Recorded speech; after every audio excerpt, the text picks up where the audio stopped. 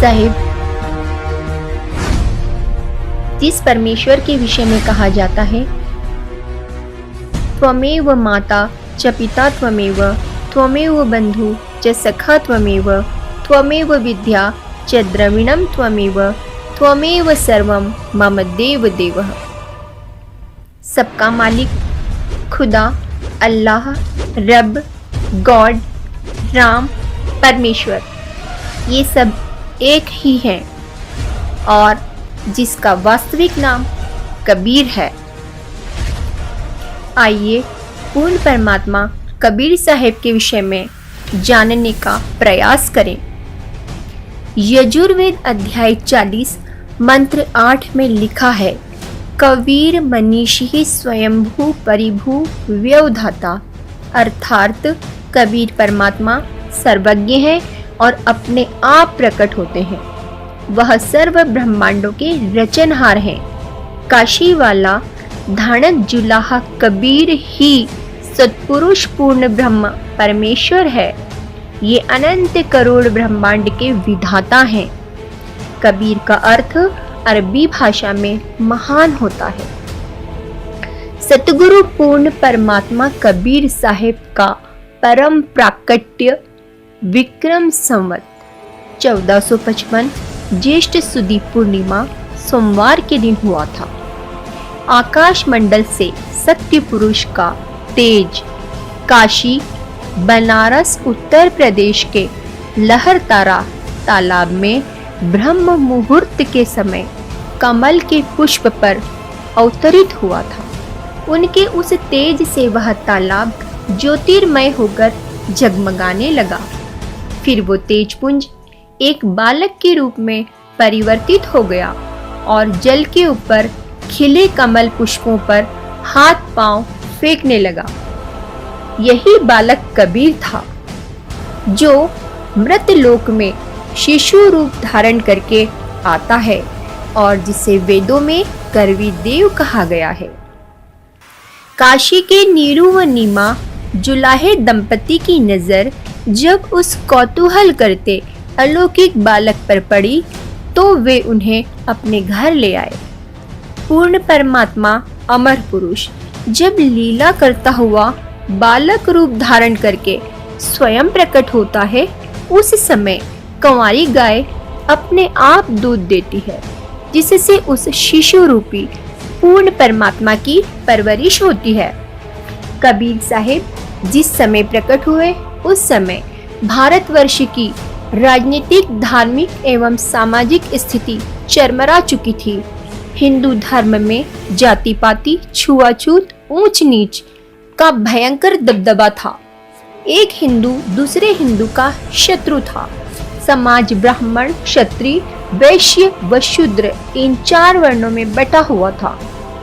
ब्राह्मण वर्ण कर्मकांडी बनकर अपना उल्लू सीधा करने में व्यस्त था। कबीर साहिब के समय में मुस्लिम शासकों के कुशासन और पुरोहितवाद के अमानवीय अत्याचारों से जनता त्रस्त और परेशान थी।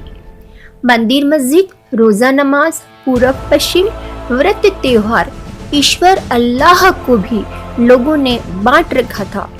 पंडित मुल्लाओं की इस विभेदकारी साजिश का कबीर साहिब ने खुला विरोध किया। कबीर साहिब ने सांप्रदायिकता, रूढ़िवादी धार्मिक आस्थाओं, जाति व्यवस्था पर हमला कर सबको एक ही परमात्मा की संतान के तौर पर समझे जाने के लिए उस युग के आकाओं को विवश कर दिया था। उनका कहना था, न कोई गर्भ से वेद पढ़ के आता है और न सुन्नत करा के आता है। स्त्री अपने गर्भ को प्रसव काल में एक समान जन्म देती है। सभी मानवों के शरीर एक ही तरह के रक्त से बने हैं। फिर किस ज्ञान से लोग अलग अलग हुए? कबीर साहब कहते हैं, यदि तुम जन्मजात ब्राह्मण हो और ब्राह्मणी ने तुम्हें जन्म दिया तो किसी अन्य मार्ग, मुख, नाक, कर्णादि से क्यों नहीं पैदा होकर आए हो? है मुसलमानों, यदि तुम अपने को जन्मजात मुसलमान मानते हो और मुसलमानी ने तुम्हें जन्म दिया है, तो माता के गर्भ से ही सुन्नत कराकर क्यों नहीं आए? कबीर साहब कहते हैं, हे भाई, ये दो जगदीश्वर कहाँ से आ गए? कहो किसने तुम्हें पागल बनाया? कबीर साहब दिल्ली के सुल्तान सिकंदर लोदी के समकालीन थे। वे संप्रदाय और रूढ़ियों की परवाह किए बिना खरी खरी बात कहते थे। एक समय कबीर साहब के सत उपदेश को सुनकर हिंदू तथा मुसलमान उनसे नाराज हो गए और सिकंदर लोदी के समक्ष उन्होंने कबीर साहब की झूठी शिकायत की। मुसलमानों ने कहा, कबीर कहता है मस्जिद में खुदा नहीं है, मैं ही खुदा हूँ। मांस खाने वाले पापी प्राणी हैं। सिकंदर लोदी ने कहा कि लाओ उस कबीर को पकड़कर। इतना कहना था कि 10 सिपाही गए और कबीर साहब को बांध कर लाए। कबीर साहब चुपचाप खड़े थे। सिकंदर लोधी ने पूछा, कौन है तू, बोलता क्यों नहीं, अपने आप को खुदा कहता है? तब कबीर साहब ने कहा, मैं ही अलग अल्लाह हूँ। इस सच्चाई से सिकंदर लोदी क्रोधित हुआ और उसने एक गाय के तलवार से 2 टुकड़े कर दिए। गाय को गर्भ था और बच्चे के भी 2 टुकड़े हो गए। तब सिकंदर लोधी ने कबीर साहब से कहा, यदि तू खुदा है तो इस गाय को जीवित कर दे, अन्यथा तेरा सिर भी कलम कर दिया जाएगा। कबीर साहब ने एक बार हाथ गाय के दोनों टुकड़ों को लगाया तथा दूसरी बार उसके बच्चों के टुकड़ों को लगाया। उसी समय गाय और उसका बच्चा जीवित हो गए। कबीर साहब ने गाय से दूध निकालकर बाल्टी भर दी। राजा सिकंदर लोधी कबीर साहब के चरणों में गिरकर क्षमा याचना मांगने लगा।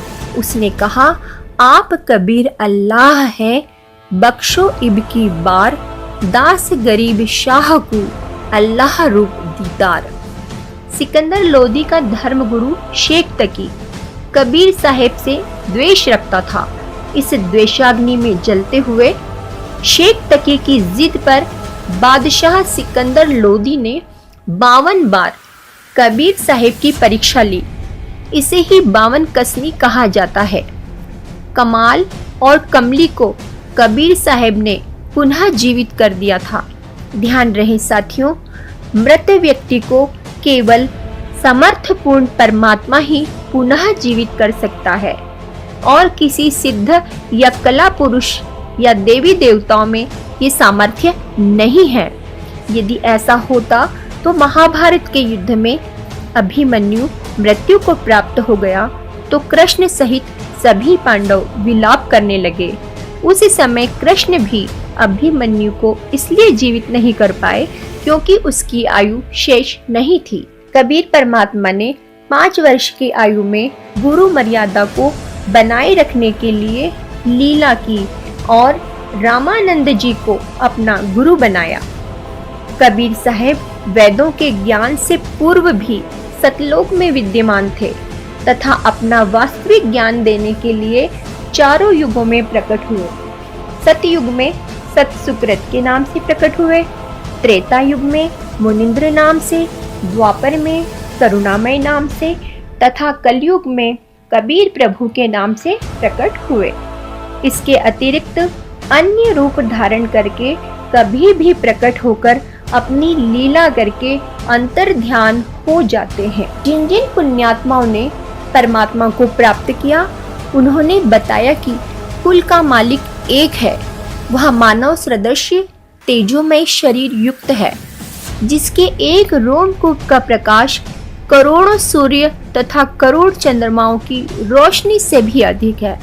उस परमेश्वर का वास्तविक नाम सतकबीर, कबीरा कबीरन, खबीरा खबीरन है। जिन संतों और ऋषियों को परमात्मा की प्राप्ति नहीं हुई, उन्होंने अपना अनुभव बताया कि परमात्मा का केवल प्रकाश देखा जा सकता है, उसका कोई आकार नहीं है। और जिन संतों ने पूर्ण परमात्मा को देखा है, उनके कुछ नाम इस प्रकार हैं। आदरणीय धर्मदास साहेब जी, बांधवगढ़, मध्य प्रदेश।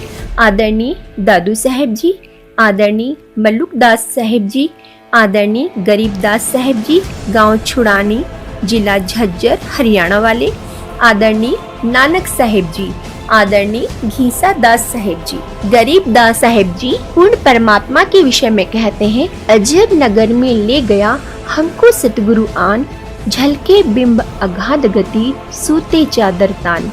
अनंत कोटि ब्रह्मांड का एक रति नहीं भार, सतगुरु पुरुष कबीर हैं कुल के सृजनहार।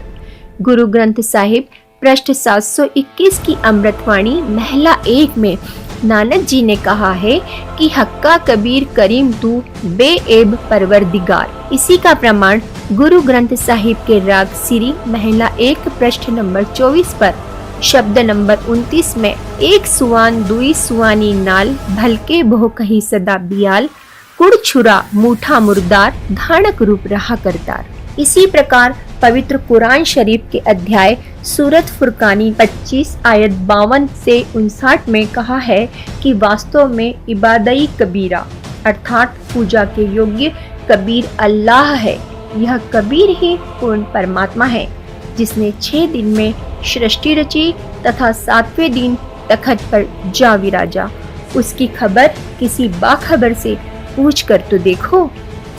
सर्व ग्रंथों में भी प्रमाण है कि कबीर साहिब ही भगवान है। ऋग्वेद मंडल 10 सूक्त 90 मंत्र 3 से 16, यजुर्वेद अध्याय 19 मंत्र 26 से 30, यजुर्वेद अध्याय 29 मंत्र 25, श्रीमद् भगवद गीता अध्याय 8 श्लोक 9, अध्याय 15 श्लोक 17, अध्याय 18 श्लोक 62-66 में। संतों की वाणी में हम है सतलोक के वासी, दास कहाए प्रगट भय काशी, नहीं बाप न माता जाए, अब गति ही से हम चल आए। कबीर के राम तो अगम है और संसार के कण कण में विराजमान थे।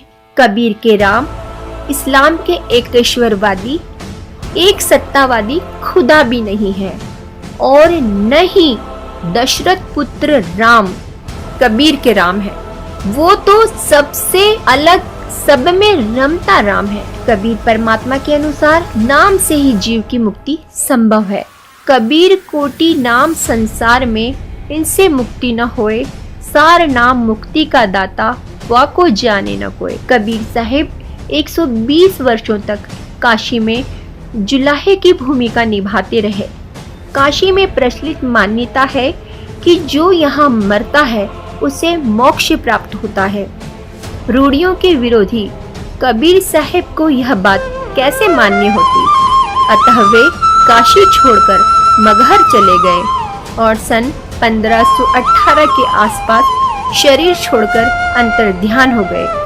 उनके शरीर के स्थान पर पुष्प व चादर मिले, जिसे हिंदू व मुस्लिम अनुयायियों ने बांटकर समाधि और मजार बनाई है, जो आज भी विद्यमान है। सत साहिब जी।